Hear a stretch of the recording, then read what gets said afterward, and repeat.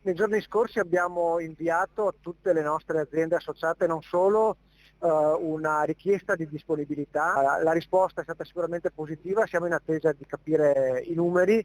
Le aziende bellunesi hanno risposto in massa all'appello di Confindustria Nazionale di mettere a disposizione aree e spazi per la vaccinazione anti-Covid.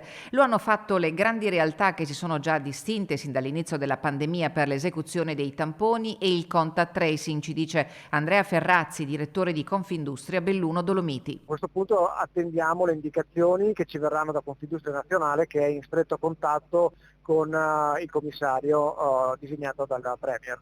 La platea interessata dall'offerta vaccinale è ampia ed estesa non solo ai lavoratori ma anche ai loro familiari. Un passo avanti verso l'immunizzazione di massa auspicata in un momento in cui l'economia bellunese fa i conti con la pandemia. Per ora positivi quelli delle aziende associate a Confindustria, anche se le criticità non mancano. Le vere criticità sono dal punto di vista organizzativo per le imprese, perché soprattutto a seguito delle nuove disposizioni regionali sul contact tracing qualche problema organizzativo comincia ad esserci e speriamo che la Regione intervenga quanto prima per chiarire questi aspetti. Il problema deriva da una interpretazione restrittiva dei contatti che le imprese devono segnalare. Gli industriali attendono una delibera regionale volta a chiarire la questione. Al momento il rischio è che anche chi è stato in contatto per poco tempo e comunque con i dispositivi di protezione individuale addosso possa essere considerato un contatto stretto e quindi costretto alla quarantena, e questo avrebbe